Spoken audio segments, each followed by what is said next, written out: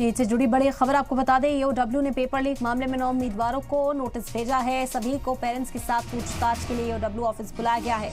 EOW के radar पर आए अलग अलग जिलों के सभी 9 उम्मीदवार। नीट पेपर लीक में अब तक 13 मुलजिमीन की गिरफ्तारी हो चुकी है। गिरफ्तार मुलजिमीन में 4 उम्मीदवारों को एग्जाम सेंटर से ही गिरफ्तार किया गया। पेपर लीक मामले पर आज स्टूडेंट्स पुतले जलाते हुए नजर आए हैं। आपको बता दें कि दिनकर चौक पर पुतला भी जलाया गया है और अब इस मामले में 13 गिरफ्तारियों के बाद नोटिस और भी जारी किए गए हैं। बता दें कि ईओडब्ल्यू ने पेपर लीक के मामले में 9 उम्मीदवारों को नोटिस भेजा है। सभी को अपने पेरेंट्स के साथ पूछताछ में शामिल होने के लिए बुलाया गया है।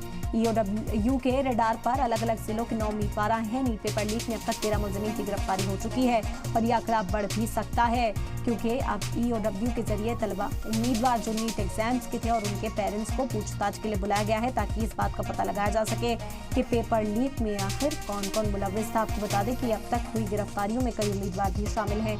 2 उम्मीदवारों को तो सेंटर पर से ही गिरफ्तार किया गया था और इसी वजह से नीट एग्जाम के जो उम्मीदवार हैं उन्हें अब यहाँ बुलाया गया। ईओयू के जरिए 9 ऐसे स्टूडेंट्स हैं, 9 ऐसे उम्मीदवार हैं जिन्हें बुलाया गया है और कहा गया कि अपने वालिदैन के साथ वो यहाँ पहुंचे और पूछताछ में पूरा ताउन करते हुए नजर आए, क्योंकि पेपर लीक का इल्जाम जो है मुसलसल लगाया जा रहा है। ऐसे में अब कुछ और उम्मीदवारों को भी बुलाया गया ताकि उनसे भी